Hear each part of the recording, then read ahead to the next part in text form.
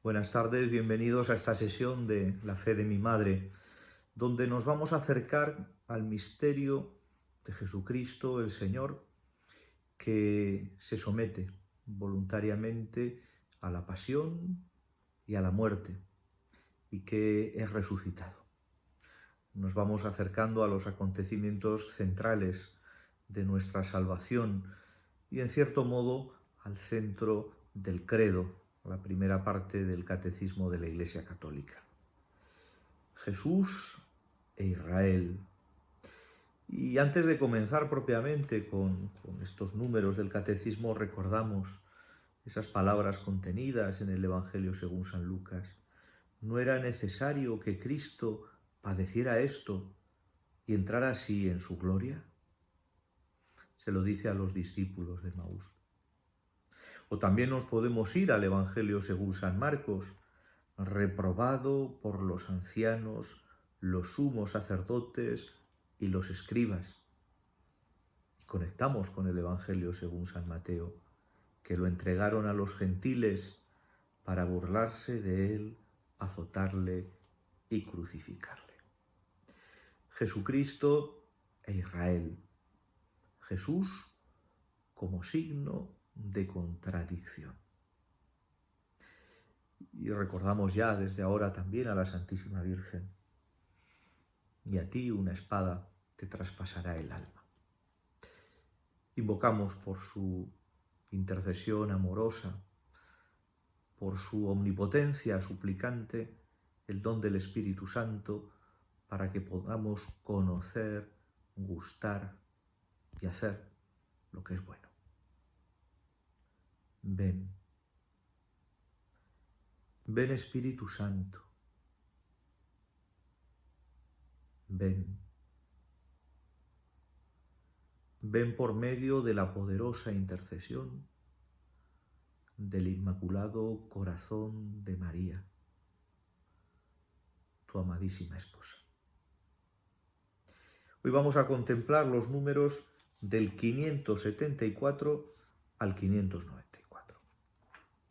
Y me parece que es importante comenzar por el 576, que dice: a los ojos de muchos en Israel, Jesús parece actuar contra las instituciones esenciales del pueblo elegido.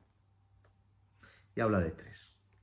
Contra el sometimiento a la ley en la integridad de sus preceptos escritos, y para los fariseos, su interpretación por la tradición oral. Contra el sometimiento a la ley. Segundo, contra el carácter central del Templo de Jerusalén, como lugar santo donde Dios habita de una manera privilegiada. Contra el templo. Tercero, contra la fe en el Dios único, cuya gloria ningún hombre puede compartir. Contra la fe en el Dios único y verdadero. Sí, esta es la contradicción. Parece que el Señor actúa contra la ley, el templo y contra Dios. Vamos a ver cómo no. Jesús y la ley. Nos vamos a ese capítulo 5 del versículo del Evangelio según San Mateo, donde nos encontramos con el sermón de la montaña. El Señor se sienta en la montaña y nos da las bienaventuranzas, su retrato magnífico, su autorretrato. Para muchos en Israel, para muchos de los que seguían, ese sentarse y ponerse a enseñar en el monte es el signo de ser como Dios o de hacerse como Dios. Y en ese mismo sermón encontramos una frase que tenemos que tener siempre presente. No penséis que he venido a abolir la ley y los profetas. No he venido a abolir, sino a dar cumplimiento. La ley de Dios no cambia. La ley de Dios no cambia. Es verdad que podemos profundizar en ella, pero para cumplirla mejor. Pero la ley de Dios no cambia. Jesucristo, que es el mismo ayer, hoy y siempre, no cambia.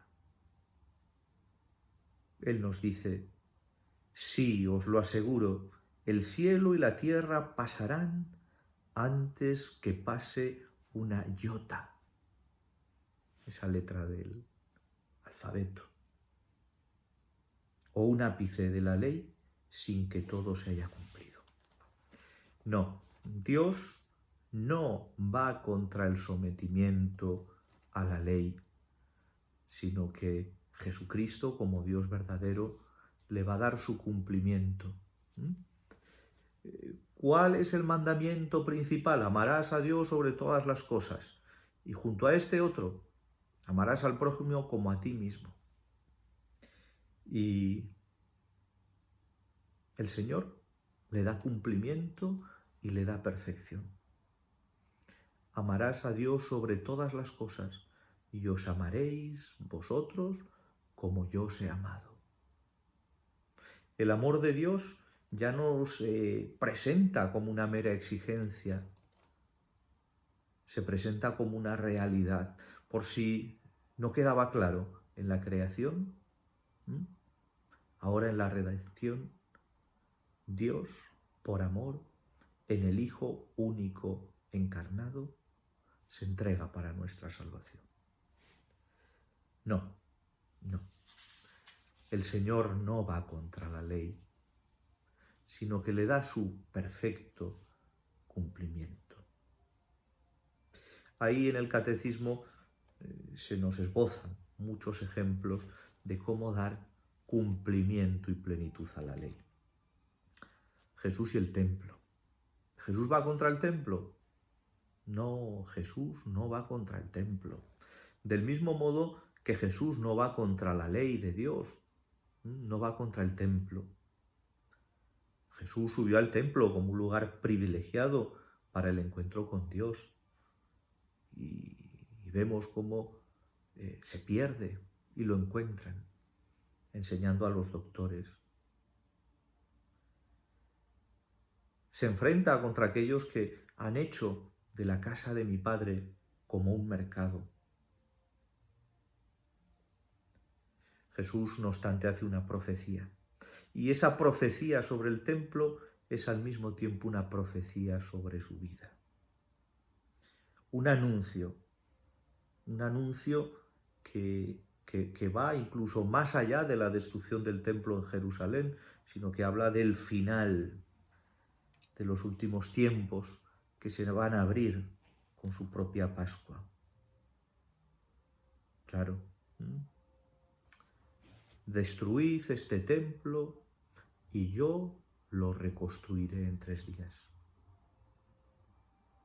Estas palabras son deformadas por los falsos testigos en casa del sumo sacerdote y le es reprochada como injuriosa cuando estaba clavado en la cruz. Además, cuando el Señor realiza esta profecía sobre el templo, que es al mismo tiempo una profecía sobre su muerte y su resurrección al tercer día, también nos está hablando de ese momento en el que los hombres adoraremos en espíritu y verdad. Llega la hora en que ni en este monte ni en Jerusalén adoraréis al Padre, porque lo adoramos en Jesucristo, lo adoramos en la Eucaristía. Jesús y la ley, Jesús y el templo, y en tercer lugar, Jesús y la fe de Israel en el Dios único y Salvador. Jesús escandaliza a los fariseos. Jesús escandaliza a los sacerdotes. Jesús escandaliza porque come con publicanos y pecadores, porque tiene misericordia con los pecadores y porque perdona pecados. Ánimo, hijo, tus pecados han sido perdonados. Pero por si fuera poco, nos lo encontramos diciendo que él es más que Jonás, que es más que Salomón. O dice, antes que naciese Abraham, yo soy. E incluso el Padre y yo somos una sola cosa. Cuando el Señor dice yo soy, o cuando el Señor dice ¿habéis oído que se dijo? Pues ahora yo os digo, el Señor se está comportando como Dios, como lo que es, como Dios. Jesús pide a las autoridades religiosas de Jerusalén que crean en él, en virtud de las obras de su Padre que él realizaba. Pero no se convierten.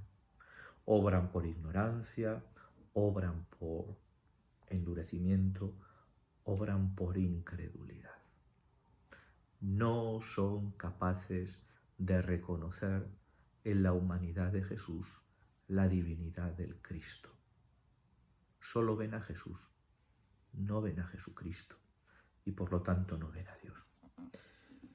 Sin embargo, Jesucristo no va contra Dios, es Dios. El resumen de esta parte del catecismo es particularmente importante.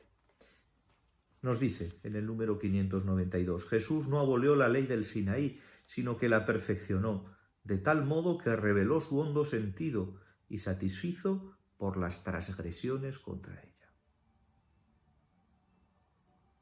Paga nuestras infracciones. Punto 593. Jesús veneró el templo subiendo a él en peregrinación en las fiestas judías y amó con gran celo esa morada de Dios entre los hombres. El templo prefigura su misterio. Anunciando la destrucción del templo, anuncia su propia muerte y la entrada en una nueva edad de la historia de la salvación, durante la cual, donde su cuerpo será el templo definitivo. Y 594. Jesús realizó obras como el perdón de los pecados que lo revelaron como Dios Salvador. Algunos judíos, que no le reconocían como Dios hecho hombre, veían en él a un hombre que se hace Dios y lo juzgaron como un blasfemo. A partir de aquí, después de esta introducción, entramos en ese párrafo segundo titulado Jesús murió crucificado. Será el próximo día. Os tengo en mis oraciones. Recordad que hemos de pedir lo mismo que el Señor pidió después de la última cena, que todos sean uno, para que el mundo crea. Con todo mi afecto, mi bendición y mi oración. Hasta la próxima semana.